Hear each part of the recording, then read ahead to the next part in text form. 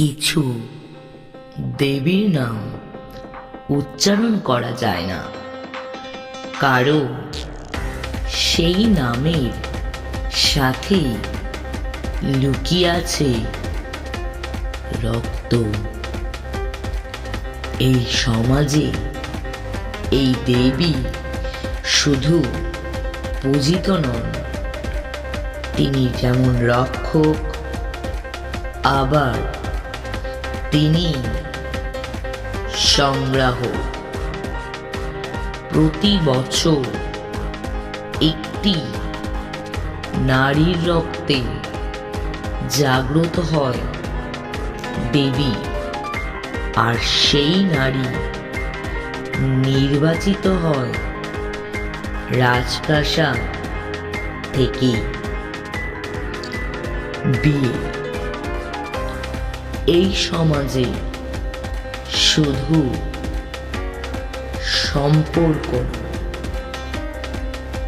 এটা একটা মৃত্যুর আমন্ত্রণ।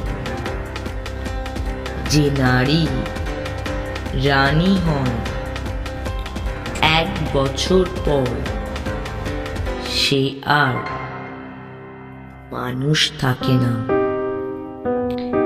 এটা কি সত্যি দেবীর ইচ্ছা, নাকি মানুষের তৈরি নিষ্ঠুর নিয়ম? একজন মেয়ে প্রশ্ন তুলেছে, আর সেই প্রশ্নে কাঁপছে পুরো সমাজ। দেবী কি রক্ত চান, নাকি মানুষই দেবীর নামে রক্ত চান? রহস্য উন্মোচন হবে খুব শীঘ্রই। সম্পূর্ণ গল্প জানতে হলে রহস্যপীঠকে সাবস্ক্রাইব করুন। খুব শীঘ্রই সম্পূর্ণ গল্প নিয়ে আসছে রহস্যপীঠ। আর আমাদের চ্যানেলের সমস্ত নোটিফিকেশন পেতে সাবস্ক্রাইব করে অল অপশনে ক্লিক করুন। ধন্যবাদ।